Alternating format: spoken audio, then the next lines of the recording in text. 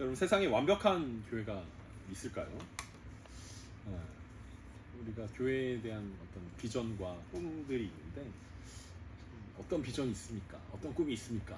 이런 거 이야기하라고 하면 사실 잘 얘기 못 하는데, 반대로 교회는 어떤 문제점이 있습니까? 라고 이야기하면 훨씬 더 많은 이야기들을 오랫동안 밤새도록 해도 한국교회 이것이 문제다, 내가 경험한 이 교회 이런 게 문제다 라는 이야기들 밤을 새서 얘기해도 끝이 나지 않을 것입니다.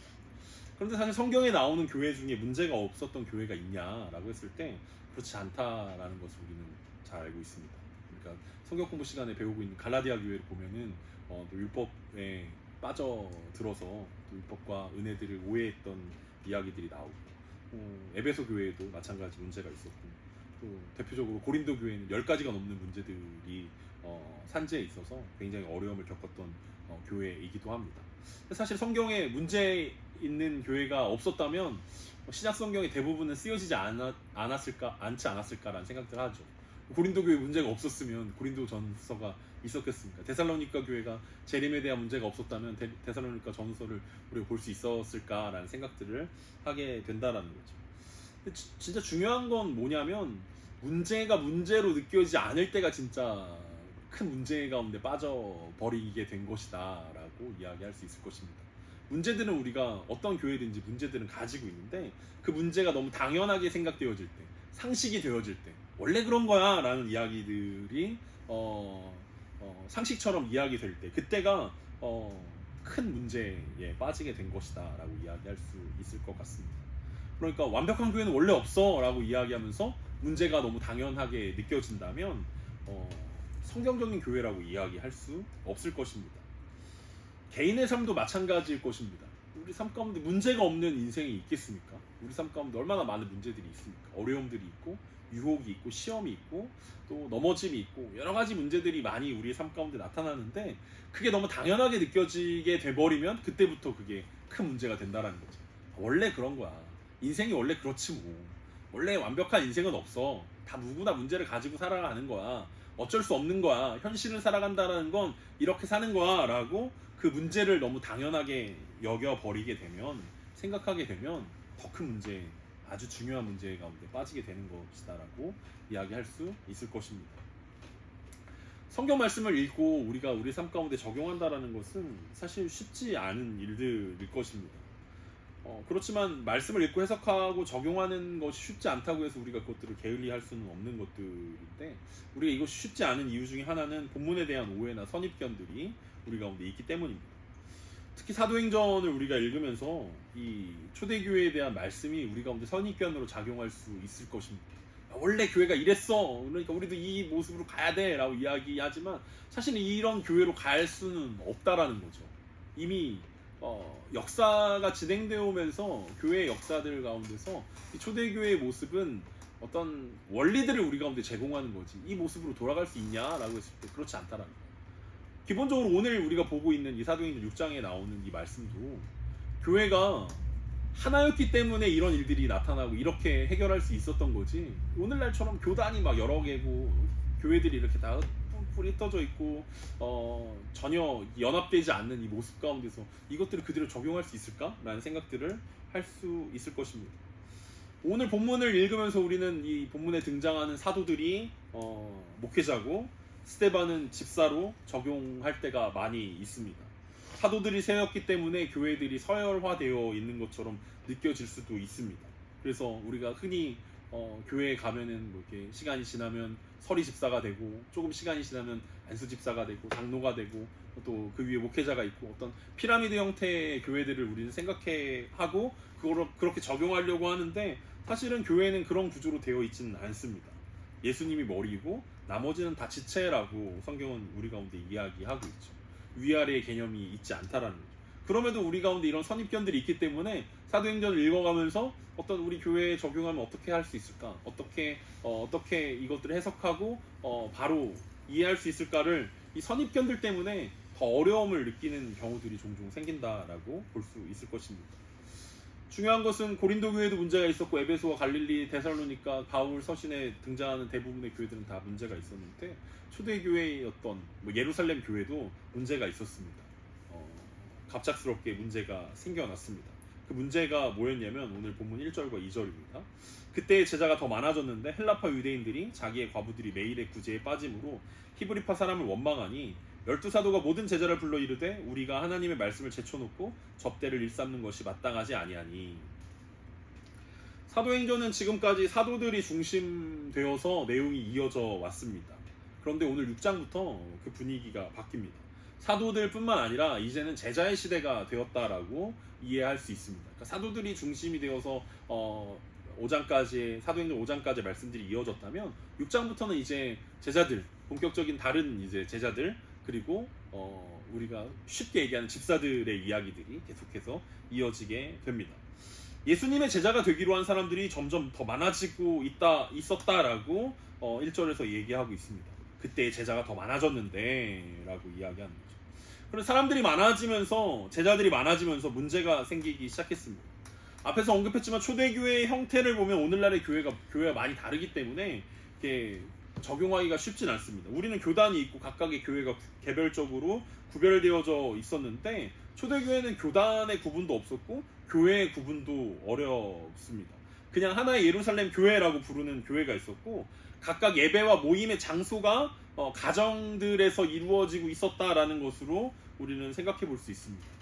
그러니까 오늘 본문에서 헬라파 유대인들과 히브리파 유대인들이 문제가 생겼다라고 이야기했을 때 우리가 얼핏 생각해 볼 수 있는 것은 헬라파 유대인들이 모임을 가졌던 장소 그리고 히브리파 유대인들이 모임을 가졌던 장소들이 달랐을 것이다 라고 우리는 추측해 볼 수 있습니다. 왜냐하면 한꺼번에 많은 사람들이 모일 수 있는 장소는 그렇게 많지 않았기 때문에 매번 솔로몬의 행각에서 성전의 솔로몬의 행각에서 예배를 드릴 수 없었기 때문에 예루살렘 교회다 라고 이야기했을 때 예루살렘 교회가 한 번에 막 대형 교회로 모여 있었던 모습들이었다기보다는 가정들마다 조금씩 나눠서 모였을 것이다 라고 우리는 생각해 볼 수 있습니다. 이때 당시에 예루살렘 인구가 한 10만 정도라고 학자들이 추정을 하는데 그렇다면 이제 사도행전 2장에서 3,000명이 회심을 했고 5장에서 5,000명이 회심을 했고 그 다음에 계속해서 많은 숫자가 제자가 되었다라고 이야기하는 것을 보면 한 10,000명 정도가 예루살렘에서 그리스도의 제자가 되지 않았을까라고 추측해 볼 수 있습니다. 그러니까 10,000명 정도의 성도들과 함께하는 교회라고 생각하면 사실은 문제가 생기지 않을 수가 없었다라는 10,000명의 사람들이 모이면 많은 문제들이 생길 수밖에 없지 않습니까? 사람들이 많이 모이면 첫 번째 생기는 문제가 뭡니까? 화장실은 어떻게 해야 되냐? 먹을 건 어떻게 해야 되냐? 잠은 어떻게 자야 되냐? 그러니까 사람들이 늘어나면 늘어날수록 이런 문제들을 해결하고 이 민원들을 처리해주는 일들이 점점 더 많아지게 되었다라고 이야기할 수 있습니다. 그러니까 한두 번 구제에 빠지는 건 그럴 수 있다라고 칠 수 있지만 이 헬라파 유대인들이 자꾸만 구제에서 빠지는 것이 그들 마음 가운데 서운한 마음으로 들어오게 되었습니다. 섭섭하다라는 거죠. 교회에서 흔히 섭섭마귀가 들었다라고 이야기하는데 이건 섭섭마귀가 든 게 아니라 자꾸 헬라파 과부들이 구제에서 빠지는 것들이 민원으로 이 리더들한테 들어오고 갈 거 아닙니까? 우리 이번에 또 헬라파 과부 누구가 또 구제를 받지 못했습니다. 누가 또 빠졌습니다. 라고 이야기가 헬라파 그리스도인들의 귀에 들어갔고 리더들이 또 사도들한테 요청하는 이야기였다라는 거죠.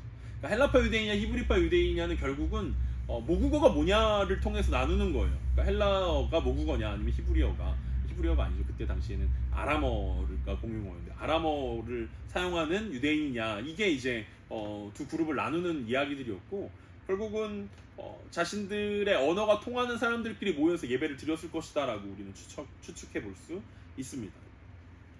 그리고 이들이 구제에 빠지게 된 이유도 결국은 이제 언어가 달랐기 때문이다라고 생각해 볼 수 있습니다. 소통에 문제가 생겼기 때문에 헬라파 유대인과 히브리파 유대인들 사이에 어떤 차별과 구제에 빠지는 일들이 있었을 거라는 거죠. 그러니까 수많은 사람들을 구제한다라는 것은 사실 쉬운 일들은 아닙니다. 왜냐하면 여기서 구제했다라는 것은 단순히 돈을 나눠주는 일들이 아니었고 음식을 나눠주는 일들이었기 때문에 그렇습니다. 음식은 상하기 때문에 매일매일 나눠줘야 합니다. 매일 밥을 하는 것도 어려운데 그 밥을 한 것을 가지고 가서 누군가에게 돌려줘야 한다, 나눠줘야 한다는 것은 사실 굉장히 어려운 일들이죠. 쉽지 않은 일들일 것입니다. 그 쉽지 않은 일들이기 때문에 더욱더 조심해야 되고 더욱더 잘했어야 되는데 너무 많은 사람들과 현실 속에서 이제 서운한 사람들이 생길 수밖에 없다라는 거죠. 당장에 어렸을 때만 보더라도 우리는 누가 조금 더 큰 걸 먹냐 때문에 다투지 않습니까? 피자를 이렇게 8조각으로 나누면 큰 조각을 어떤 사람이 먹으면 반대쪽에 있는 조각은 작을 수밖에 없어요. 여러분 안 드셔봐서 잘 모르겠는데 네, 피자는 그렇습니다. 8조각 이렇게 나누게 되면 누군가 큰 조각을 먹으면 반대쪽에 있는 사람은 작은 조각을 먹어야만 합니다. 음식을 나누는 문제들도 그렇지 않았을까라고 생각해 볼 수 있다라는 거죠. 왜 저 사람들만 더 많이 주냐? 내가 몸무게가 더 많이 나가는데 왜 나는 조금 주냐? 우리 집에 가족이 더 많은데 왜 우리 조금 주냐? 뭐 이런 원망과 어떤 어려움들이 그들 가운데 있었을 것입니다. 그리고 이런 불만들이 이제 리더들을 통해서 사도들 가운데 전달이 되었고 사도들이 어떻게 합니까? 모든 제자들을 불렀습니다. 그리고 이런 불만들이 터져나올 수밖에 없었던 이유들을 설명합니다. 그 이유는 무엇이었습니까? 사도들이 하나님의 말씀을 제쳐놓고 이 구제하는 일들에 너무 열심이었다. 우리가 하나님의 말씀을 제쳐놓고 사역에 너무 접대만 하는 것이 마땅하지 않다라고 말씀하고 있습니다. 하나님의 말씀을 제쳐놓았다라는 것은 버려두었다라는 것입니다. 그러니까 사도들이 하나님의 말씀을 버려두고 이 접대는 약간 우리나라 뉘앙스로는 조금 이제 좋지 않은 분위기로 느껴지지만 식탁을 섬긴다라는 뜻이 이제 접대한다라는 거예요. 그러니까 사람들을 먹을 것을 나눠주는 도와주는 일, 섬김의 일들을 우리는 이야기할 수 있습니다. 그러니까 사도들이 너무 많아진 사람들 때문에 너무 바빠가지고 다른 섬기는 일들 때문에 말씀 섬김을 게을리하게 되었다라고 이야기할 수 있습니다. 그래서 이 섬기다, 봉사하다라는 이 접대하는 일들 말고 자신들은 이제 말씀을 섬기는 일들 가운데 돌아가야 된다라는 의미로 이제 우리 가운데 이야기하고 있습니다. 그러면서 사도들이 이야기했던 것은 이 일이 마땅하지 않다라고 이야기합니다. 접대를 일삼는 것이 마땅하지 않다. 마땅하지 않다라는 것은 하나님이 기뻐하지 않는 일이라는 의미를 가지고 있습니다. 그러니까 사도들이 봤을 때 이런 원망들이 생기고 불평들이 생기고 이 모든 것들 과정 가운데서 이것은 하나님이 기뻐하지 않는 일들이다라고 말씀하고 있는 것입니다. 그러면서 사도들이 제자들에게 제시한 해결책은 이 3절과 4절입니다. 형제들아 너희 가운데서 성령과 지혜가 충만하여 칭찬받는 사람 7을 택하라. 우리가 이 일을 그들에게 맡기고 우리는 오로지 기도하는 일과 말씀 사역에 힘쓰리라 하니. 사도들은 7명을 선택해가지고 구제하는 일을 맡기겠다라고 선언합니다. 그래서 예전에는 이제 이 7명이 집사다라고 이야기했는데 사실은 집사라는 이야기들은 언급되지 않습니다. 어쨌든 7명을 선택하겠다라는 거죠. 그런데 조건이 있습니다. 조건은 성령과 지혜가 충만해야 한다는 것입니다. 여러분 상식적으로 구제하는 일에 위해서 7명을 뽑는데 기준이 뭐냐면 성령과 지혜가 충만해서 칭찬을 받는 사람이라는 거예요. 여러분이 만약에 7명을 뽑는다면 어떤 사람을 뽑겠습니까? 암산이 빠르고 손이 야무지고 부지런하고 이렇게 나눗셈을 잘하고 일을 잘하는 사람을 뽑지 않겠습니까? 그런데 사도들이 내세운 조건은 성령과 지혜가 충만한 사람들이라는 거죠. 어쩌면 지금까지 그 헬라파 그 유대인들의 과부들이 구제에서 빠지게 됐던 데는 이 나눠주던 사람들이 있지 않았을까라고 생각합니다. 사도들이 이걸 다 하지 않았을 거 아니에요? 직접 하진 않았을 거라는 거죠. 뭔가 팀이 있었을 거라는 거죠. 근데 그 팀에서 문제가 생겼는데 그 팀 문제를 해결하는 방법 중에 하나는 뭐냐면 이 팀이 전문성이 부족하니까 전문가들을 영입합시다. 이게 아니라 성령과 지혜가 충만한 사람들을 뽑읍시다 라고 이야기하는 거죠. 사실 교회 사역의 핵심은 뭐냐면 핵심이라고 하기보다는 기본이라는 거예요. 이거는 기본. 그러니까 달란트가 있냐 은사가 있냐 이거는 나중 문제고 기본은 뭐냐면 성령과 지혜가 충만한 자여야 한다라는 거죠. 왜 우리가 교회 생활하면서 신앙생활하면서 많이 듣는 얘기 중에 하나가 우리 교회는 사랑이 없어. 이거 제일 많이 듣지 않습니까? 사랑이 없어. 실망했어. 나 저 리더한테 상처받았어. 저 형이 그럴 줄 몰랐어. 저 누나가 그런 사람인지 나 이제 알았어. 막 이러면서 교회에 사랑이 없고 실망하고 상처받았다라고 이야기합니다. 그럼 여러분들 뭐라고 조언해 줍니까? 그런 사람들한테. 우리는 그런 사람들에게 사람이 아니라 하나님을 보고 신앙생활하라고 이야기합니다. 야, 사람을 보고 신앙생활하는 거 아니야. 사람을 신뢰하지 마. 하나님만 바라보고 하나님을 신뢰하고 신앙생활하라고 하나님을 보라고 조언합니다. 얼핏 보면 맞는 말 같지만 사실은 조언해주는 사람들이 다 상처를 준 사람들이기 때문에 그렇게 이야기하는 것입니다. 내가 상처를 줬기 때문에 그렇게 얘기할 수밖에 없는 거예요. 야, 사람을 보지 마. 주님을 바라봐야지. 내가 상처 주고 치유법도 내가 얘기해 주는 것입니다. 야, 내가 상처 준 건 내가 미안한데 라고 이야기하는 게 아니라 사람을 신뢰해서 네가 잘못한 거야. 얼핏 보면은 그 사람이 잘못한 거, 아, 네가 신앙생활을 잘못해서 네가 상처받은 거야 라는 뉘앙스로 들리는 것입니다. 그렇기 때문에 그렇게 이야기하는 거라는 거죠. 오늘 본문에서 만약에 헬라파 유대인들이 이렇게 불평하고 원망했을 때 같은 말을 해주면 안 되는 겁니까? 야, 사람들은 누구나 실수할 수 있어. 그러니까 조금만 참고 있네. 야, 하나님이 채워주시는 거지 어디 사람들한테 기대하고 사람들을 신뢰하면서 사람들이 구제해 주는 걸 도움을 받으려고 그러니 하나님만 의지하면 다 해결해 주실 거야. 지금 기도가 부족해서 그런 거니까 더 많이 기도하면 돼. 하나님만 바라봐야지 사람을 의지하면 안 돼. 이렇게 얘기해 주는 것과 동일한 이야기들이었다라는 거죠. 그럼 말이 됩니까? 구제에 빠진 것 때문에 원망하고 있는 사람들에게 하나님만 바라봐.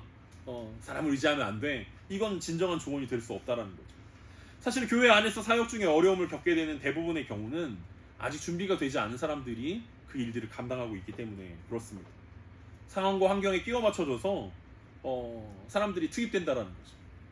리더가 필요하고 찬양팀이 필요하고 안내자가 필요하고 봉사할 사람이 필요하고 설거지할 사람이 필요하고 뭐 여러 가지 많은 일들이 필요하다. 그리고 여러분들이 하셔야 됩니다라고 우리는 이야기하는데 사실은 그 기반에는 어떤 마음이 있냐면 섬기다 보면 준비되고 은혜 받고 변화된다라는 생각들이 있기 때문에 그렇습니다. 그런데 우리가 경험한 것처럼 준비되지 않은 사람을 세운다라는 건 모두가 피곤해지고 모두에게 원망이 생긴다라는 것입니다. 저도 목회자지만 목회자의 경우는 더욱 그러합니다. 지혜와 성령이 충만하지 않은 목회자가 목회를 하는 경우에 어떤 일들이 일어나냐 라고 했을 때 제 마음 가운데 굉장히 두려운 마음들이 있습니다. 지혜와 성령이 충만하지 않은 사람의 결과물들이라는 거죠. 목회라는 것이 그럴 수 있다라는 것입니다. 그러면 교회 사역의 핵심이 뭐였냐면 기준이 누구냐면 지혜와 성령이 충만한 사람이 기본 중에 기본이라는 거죠. 그러니까 여러분 지난 날들이 우리가 반성이 되지 않습니까? 내가 지혜와 성령이 충만하지 않은데 왜 교사를 했네? 지혜와 성령이 충만하지 않은데 내가 찬양팀을 했고 지혜와 성령이 충만하지 않은데 여러 가지 직책을 맡아가지고 그래서 나타났던 결과들을 우리는 너무나 잘 알고 있지 않습니까? 저도 주변에 이렇게 많이 피 흘리면서 이렇게 많은 사람들에게 상처 줬던 지난 날들이 후회되기도 하고 그래서 그랬구나라는 것들을 인정할 수밖에 없는 것 같습니다. 그러면서 사도들이 뭐라고 이야기하냐면 우리는 오로지 기도하는 일과 말씀 사역에 힘쓸 것이다 라고 말합니다. 결국 이렇게 하면은 우리들 마음 가운데 어떤 마음이 드냐면 야, 기도하고 말씀 사역은 좀 위에 있는 일들이고 구제하는 건 좀 아래에 있는 일 아니야? 라고 생각할 수 있는데 전혀 그렇지 않습니다. 오늘 사도들이 이야기한 것은 하나님께서 사도들을 처음 부르셨을 때 부르심은 기도하는 일과 말씀을 전하는 사역이었다라는 거예요. 단순히 기도하고 말씀 있는 일이 아니었다라는 거죠. 그러니까 우리는 쉽게 목회자들은 좋겠다. 맨날 기도만 하고 말씀만 읽으면 되네. 약간 이렇게 생각할 수 있는데 여기서 언급한 기도하고 성경 읽는 거는 그런 것들이 아닙니다. 교회와 상관없이 그것만 하라고 하는 것이 아니라 가서 기도해주는 일과 말씀을 전도하고 교육하고 양육하는 일들이 사도들의 부르심이고 그것이 사도들의 은사라고 이야기하고 있는 것입니다. 그러니까 말씀과 기도가 우선이고 구제는 나중이야 라는 생각들을 가지면 또 앞에서 얘기했던 것처럼 교회가 계급화될 수 있다는 거예요. 말씀과 기도에 특화된 사람, 그리고 그 밑에 있는 사람, 그리고 그 제일 밑에 화장실 청소하는 사람 이렇게 생각할 수 있는데 그렇지 않다라는 거예요. 교회에서 자꾸 거룩한 것과 거룩하지 않은 것, 높은 것과 낮은 것을 나누는 일들이 있는데 그렇지 않다라는 거죠. 만약 사도들에게 물질을 나누는 은사가 있었다면 그들이 했을 것입니다. 그런데 사도들에게는 물질을 나누는 은사가 없었던 것 같아요. 구제하는 은사가 없었다라는 거죠. 그래서 사도들이 얘기했던 것은 7명을 선택한 것입니다. 그러니까 7명이 단순히 성령과 지혜만 충만했던 것이 아니라 이 나누고 구제하는 일들 가운데 은사가 탁월했던 사람들 7명을 뽑았다라고 이야기할 수 있습니다. 그것도 사도들이 아니라 여러분들 안에서 칭찬받는 사람을 선택하라고 이야기합니다. 그러니까 우리가 만약에 사도였다면 우리 얘기했을 거야. 야, 내가 7명 리스트 줄 테니까 이 사람 세워. 이 사람 위원장 세우고 이 사람으로 중심으로 일하면 돼. 더 이상 딴소리 나오지 못하게 그렇게 일해라고 이야기할 텐데, 사도들은 뭐라고 이야기하냐면 여러분들이 선택하십시오. 성령과 지혜가 충만하고 칭찬받는 사람 7을 여러분들이 선택하십시오라고 이야기하고 있습니다.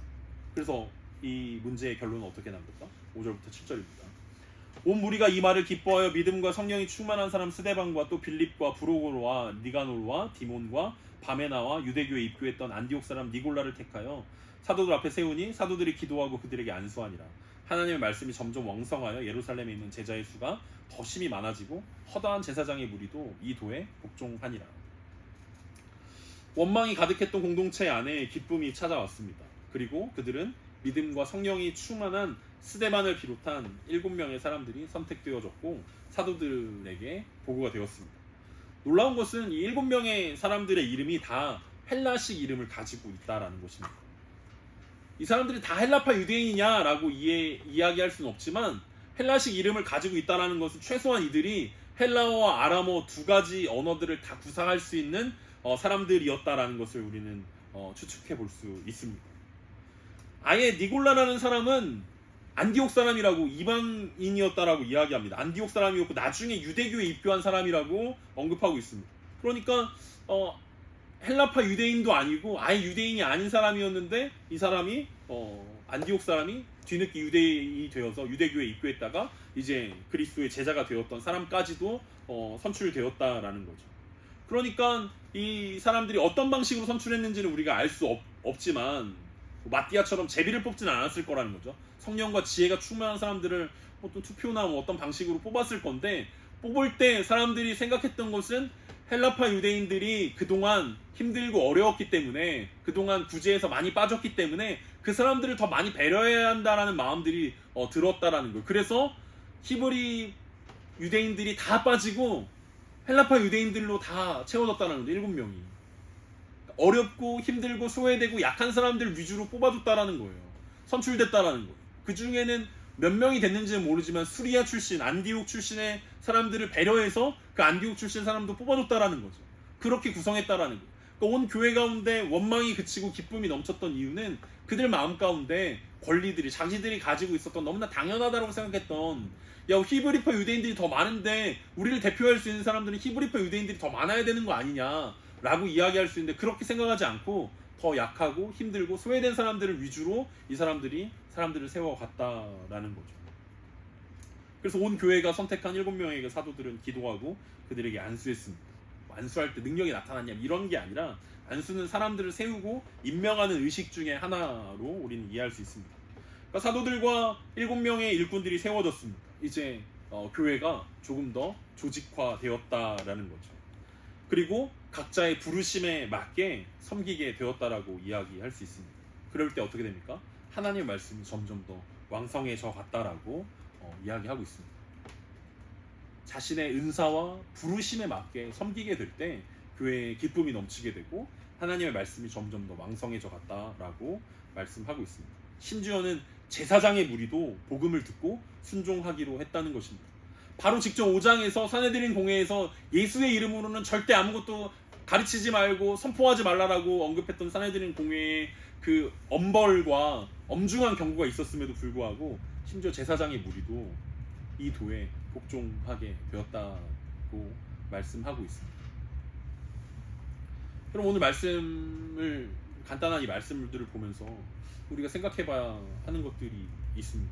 이 문제 상황 가운데 이 사도들이 어떻게 대처했는지, 그리고 이 온 교회가 어떻게 대처했는지를 우리는 생각해 볼 수 있습니다. 여러분, 만약에 사도였다면 이런 문제들을 지적했을 때 굉장히 기분이 언짢았을 것입니다. 내가 사도인데 니네가 뭔데 나한테 우리 교회가 이러니 저러니 문제가 있니 없니 이렇게 이야기하냐 라고 이야기하는데, 사도들은 그 문제를 들었을 때 겸손하게 그 이야기들을 인정합니다. 이 일들이 하나님이 기뻐하지 않는 일들이구나. 우리가 했던 일들, 우리가 했던 사역이, 우리가 해오고 있는 이 사역이 하나님이 기뻐하지 않는 사역일 수 있구나를 인정하고 하나님이 기뻐하는 사역으로 돌이키려고 했다는 것입니다. 사도들이 인정했던 것은 무엇입니까? 자신들이 구제에 참여하게 됨으로써 점점 바빠지게 되었고 사람들을 빠뜨리게 된 것이 하나님을 기쁘시게 하지 못하는 일들이라고 생각했다는 것입니다. 여러분 그 유명한 이야기 있지 않습니까? 바쁜 아빠는 나쁜 아빠다. 늘 제가 그 말을 새기면서 내가 바쁜 아빠 나쁜 아빠구나라고 생각했는데 바쁜 목회자는 나쁜 목회자입니다. 말씀과 기도에 함께하지 못한다라는 것은 다른 여러 가지 일들 때문에 너무 바쁘다라는 것은 문제가 생겼다라는 것을 의미합니다. 너무 바빠가지고 내가 너무 다른 일들 때문에 너무 많은 일들 때문에 하나님이 기뻐하시는 일들이 아니라 어떤 조직이 기쁘고 또 사람들을 기쁘게 하는 일들 가운데 휘몰릴 수 있구나라는 생각들을 해봤습니다. 여러분들의 삶 가운데서도 마찬가지일 것입니다. 너무 바쁘기 때문에 너무 분주하기 때문에 우리가 상황과 환경에 휩쓸리기 때문에 우리 내가 선택한 것이 아니라 상황과 환경이 어쩔 수 없이 결정해주는 일들 가운데 빠져 있을 수 있다라는 거예요. 그런데 사도들처럼 인식할 수 있어야 되는 이것이 하나님을 기쁘게 하는 일이 아닐 수 있구나. 필요에 의해서 움직였는데 이게 정말 하나님이 기뻐하는 일들이 아닐 수 있고 아니다라는 것들을 빨리 깨달았을 때 빨리 돌이켜야 된다라는 거죠. 말씀과 기도를 통해서 그 자신들의 삶들을 빨리 돌이켜야 된다는 거예요.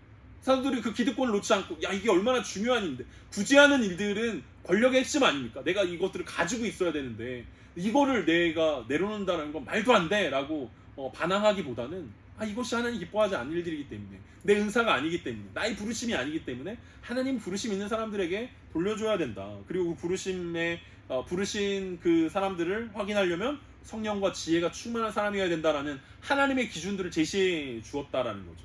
이거 역시 하나님을 기쁘시게 하는 사람들이었습니다. 이 공동체의 선택을 우리가 함께 생각해 본다면 결국은 이 공동체가 사도들이 생각했던 건 하나님을 기쁘시게 하는 것은 무엇이었냐면 두 번째 공동체는 공동체를 기쁘시게 하는 것은 무엇인가 라고 고민할 수 있어야 된다는 거죠. 사도들에게 얼마든지 건의할 수 있고 불만을 말할 수 있습니다. 히브리파 유대인들보다 헬라파 유대인들을 선택하는 것이 그들에게는 조금 부담일 수 있고 어려움일 수 있습니다. 그런데 이들이 생각했던 것은 자신들의 기쁨이나 만족이나 혹시 내가 이것 때문에 헬라파 유대인들을 뽑게 돼서 히브리파 유대인들이 오히려 역차별당하면 어떡하지? 오히려 우리가 빠지게 되면 어떡하지? 이제 반격이 시작되면 어떡하지? 이런 것들을 걱정하는 것이 아니라 자신들의 기쁨과 만족이 아니라 이웃들의 기쁨을 먼저 생각할 때 하나님의 나라가 이 교회 가운데 이루어져 가고 있는 것들을 우리는 볼 수 있습니다. 그러니까 쉬운 얘기인데 하나님이 뭘 기뻐하시겠는가? 이웃들은 무엇을 기쁘게 생각하겠는가? 이것들이 우리의 문제의 상황 가운데서 우리가 고민할 수 있는 방법이어야 된다는 거죠. 로마서 15장 1절과 2절 우리가 자주 언급했던 말씀인데 바울이 이렇게 얘기합니다. 믿음이 강한 우리는 마땅히 믿음이 약한 자의 약점을 담당하고 자기를 기쁘게 하지 아니할 것이라. 우리 각 사람이 이웃을 기쁘게 하되 선을 이루고 덕을 세우도록 할지니라. 마땅히 믿음이 약한 자의 약점을 담당한다라는 바울의 고백. 그래서 이웃을 기쁘게 하는 선택을 한다는 바울의 고백처럼 이 예루살렘 공동체가 이웃을 기쁘게 하는 선택들을 했던 것들을 우리는 볼 수 있습니다. 우리가 앞에서 얘기했던 것처럼 완벽한 교회는 없습니다. 그리고 사람을 보고 신앙생활하는 게 아니라 하나님을 보고 신앙생활을 해야 한다라고 우리는 쉽게 이야기합니다. 하지만 우리가 생각해 볼 수 있는 것은 많은 사람들이 사람들을 통해서 교회에 오고 많은 사람들이 사람들을 통해서 신앙을 배워간다라는 것입니다. 어떻게 신앙생활하냐는 성경에 기록되어 있지만 성경을 해석하는 것은 결국은 성도들의 몫이다라는 것을 우리는 생각해 봐야 할 것입니다. 그래서 오늘 예배를 시작할 때 말씀드렸던 것처럼 내가 그리스도를 본받는 자 같이 너희는 나를 본받는 자가 되라 라고 말할 수 있는 저 여러분 되었으면 좋겠습니다. 사도들이 문제 상황 가운데서 자신들의 문제를 인정하고 고백할 수 있었던 것은 그들이 그리스도를 본받아가는 사람들이었기 때문에 그렇습니다. 문제를 지적했을 때 방어하고 변명하고 뭐라하고 몰아가는 것이 아니라 자신들의 문제를 인정하고 해결책들을 하나님께 간구했던 것처럼 우리들이 문제 있음을 우리 솔직하게 인정하고 그 문제들이 문제에 머물러 있는 것이 아니라 그 문제들을 극복하고 내가 어떻게 하면 이 문제들이 자연스럽고 당연한 것들이 아니라 성경적으로 어떻게 하면 해결할 수 있을까, 어떻게 하면 하나님을 기쁘시게 하고 어떻게 하면 이웃들을 기쁘게 할까 하는 선택들을 우리가 해나갈 때 우리도 바울처럼 당당하게 내가 그리스도를 본받는 것처럼 여러분도 나를 본받으십시오라고 말할 수 있는, 무엇보다도 그런 성령과 지혜가 충만한 제가 됐으면 좋겠고 그런 여러분들이 되길 간절히 소망합니다.